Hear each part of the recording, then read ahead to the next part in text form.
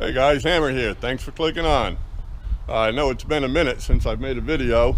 I'm sure most of you know I've been working out of town. I'm working up in Alabama. I don't get to get home but now and then for a day or two, so I haven't been doing a lot of riding. Of course, it's been summertime, so it's been pretty brutally hot here in the middle of Florida. But I did go for a ride yesterday. Steve and I went down to we were going to go to Frenchie's, but it was just so crowded and they got no motorcycle parking. There's a boat race down there this weekend, so we wanted to go down there and watch the boat race. So anyway, we drove down anyway, ended up stopping at a bar and drinking a few beer. It was on the water, so we got to watch a little bit. I'll throw some pictures up here. So.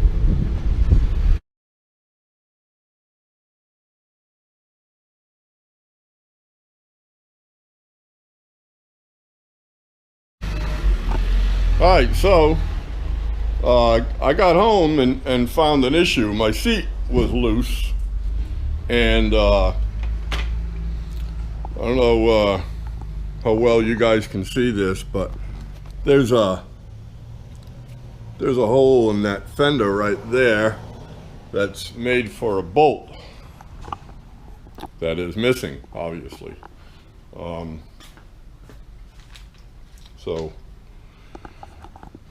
I'm going to have to replace that. So instead of taking off the tire, because there's absolutely no way of getting your hand in there to hold that thing in place while you put the clip on it, I'm going to fish a wire down through the top, tie a knot in the end of it, and pull the thing up through. I'll show you as I do it. I'm going to have to run down to Harley-Davidson and pick that part up anyway. But I've got another issue that I guess I'm going to address it. Before I went for the ride yesterday, actually the day before, usually I go through the bike, make sure it's all, serviced and all the fluids are good and all that, air pressure, the whole thing. But anyway, I took my air cover off, and inside of the air cover, I've got a K&N air filter on there. It's cleanable, washable. So every now and then I service it, clean it up, put it all back together. So I was going to do that, but one of the bolts is seized up and stripped. So I couldn't get it out. So I'm going to have to either use an easy out to get it out or grind the head off and get it out. So I'm going to have to pick up a set of new bolts for that also. So I'm going to tackle this today. So I'll bring you guys on that and make a decent video. So let's get going. I got to run down to Harley-Davidson, and as soon as I get back, we'll start putting that seat bolt on first. That's going to be the easier of the two jobs, I think. So we'll show you how we do that. Let's go. All right, I'm back. Fortunately, they had everything I needed. Here is that seat bolt I was telling you. See how you got to mount it up from the bottom and then put this little clip on there so that it slides up from underneath this way. So I'm going to play with that here in a minute. And I only really needed the one bolt, but they come in packages of 10, but they were like 50 cents a piece. So I just assume replace all three of them so I don't have to mess them up. Maybe another one's ready to strip. So he had a whopping, $5. So. All right, let's get this seat bolt going. All right, so ideally, probably the best thing to use would be a nice big long zip tie, but the ones I've got are short, so I'm not going to be able to do that. But I do have a piece of wire. So what I'm going to do is I'm going to feed it through the hole through here, and I'm going to angle it that way so that it comes out right here. So once it does that,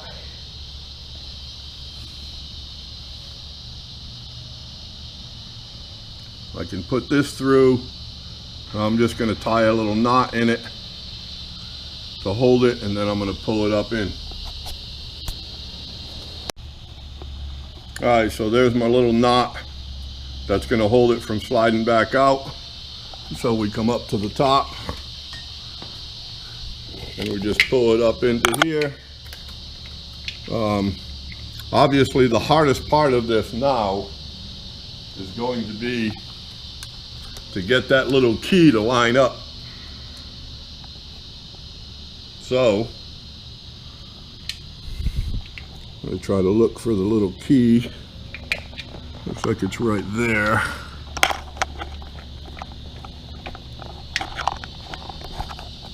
Oh, maybe it's not right there.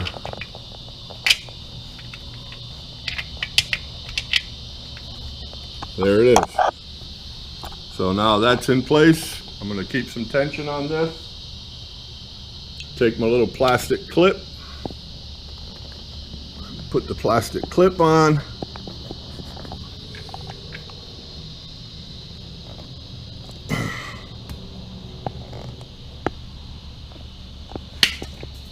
Uh-oh.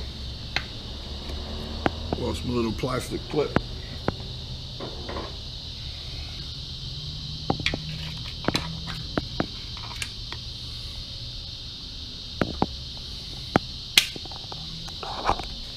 Alright, so I've got it up inside. Got to hold it up tight. Put the little plastic clip on. Boom. You feel it clip in. There it is. So that's on. So now I can get the wire out of here and I can remount my seat. I'm going to leave the seat off for right now. I'm going to go ahead and tackle that other bolt. So I'll meet you on the other side. Something else I wanted to mention. On the back of the seat, they have that little retainer. And it's held on by this screw. It's just a regular Phillips head small screw that screws into that bolt that I just installed. They actually have ones that are hand set, so you don't need a tool. And obviously I was going to buy one while I was down there, but they were out, and they got a truck coming in tomorrow and he's supposed to have some. So I'm probably not going to install my seat back on today. I'm going to go back down there tomorrow and see if I can get, because these things are a pain in the ass, and they're easy to get off, but putting them back on without a magnetic screwdriver, which my magnetic screwdriver doesn't seem to be working, but they're a pain in the ass anyway. So I want one I can set without a tool. So anyway, I'll pick one of them up tomorrow and then I'll put the seat back on, but that's nothing putting the seat back on. I just clip it up into here, drop it down, put the bolt down in there, and that's it. Seat's on. So then this is the bracket for my backrest. So once the seat's on, I just pop the backrest back in there. And as you can see, it just has these springs that I just squeeze them together, put it on in the bracket, lock it in, and it's done. All right, so I'm gonna come over here to this side of the bike. I'm gonna get all this cover off here for the air cleaner so I can get inside there and get that bolt out. I'll spare you the details of taking that thing apart. I'll get back with you when I've got the easy out. I am gonna take it off the stand and put it back down on its jiffy stand. It's easier to work on. So give me a minute, I'll get right back to you. All right, so I've got these two out, but this one is the problem one. As you can see, I even tried the easy out, and that thing is just stripped out. So we drill. So I'm gonna drill this thing out, clamp onto it and get it out of there, get this thing good and cleaned up. I bought brand new bolts. So all right, let me get this thing taken out of here. I'll bring you all back when I'm getting some progress. Well, drilling ain't working so well. So we're trying to grind it, and it seems to be working okay. As soon as I can get the head off of this bolt, then I'll be able to get the bracket off, grab onto the rest of the bolt with vice grips, and get it the hell out of there. Get them holes cleaned up, and obviously I've got new bolts to put in there. So I've got my bike protected, got plastic all over it. So I'm gonna get to grinding this thing down, get this goddamn bolt out of here. I'll be back. All right, I got it. Took a little effort, had to grind the head off, get some vice grips on there. You can see all the metal all over, so I'll get this thing cleaned up really good, and we'll get the air cleaner all cleaned up and put it back together. And that was a bear. It took a while, but got it done. So let's get it cleaned up. All right, I don't know how many of you seen the video I made when I took the bike up to Alabama, where I was working, or where I am working. I was right on the beach, and I was starting to get some rust pits in a few spots. So I got the bike out of there, got it here, went through it, cleaned it up really good. But there was one spot that I couldn't get to, and I could see a little bit of surface rust starting to form on it. And it's behind the old air cleaner. So while I'm in here taking this cover off, I went ahead and took the backing plate off and took this thing all apart. As you can see, the rust on that push rod cover, and that's the only one. Everything else is perfectly fine. I went all through it. It's just that one spot right there that I could never get to with this cover up on here. So I decided while I'm taking this thing apart, I'm gonna do it right. I'm gonna take it all apart and I'm gonna get that thing cleaned up. So I'll show you how this goes. So let's get it going. So it's just sort of on. All right, I got it. Well, I got it 98%. There's some in there I'm not going to be able to get without taking the rods apart. I'm not going that far. Eventually, I'll end up doing the top end of this thing, and we can change all that out. But it was just on the surface. I got it to come out. Time for a beer now. But anyway, use Never Dull and apply generously. Of course, a little power tool never hurts. Helps to buff it out, and a little elbow grease.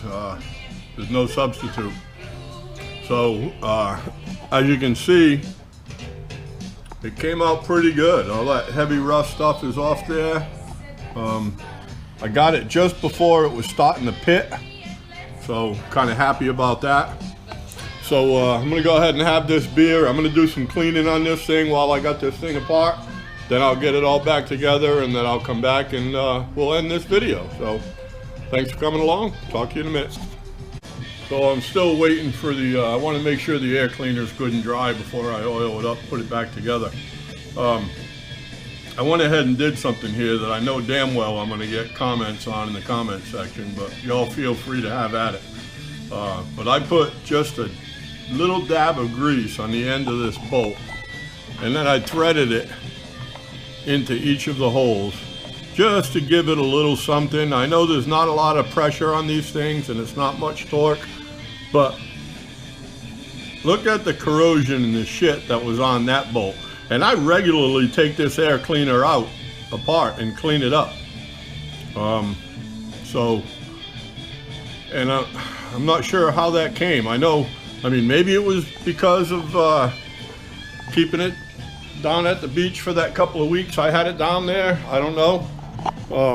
But I know you're not supposed to use air to dry these things. So now this is a K&M air filter, and it's a lifetime air filter that can be cleaned and oiled. I maintained the original OEM style. I'll oil it up when I'm ready here. But I maintain the style because number one, I like the looks of it.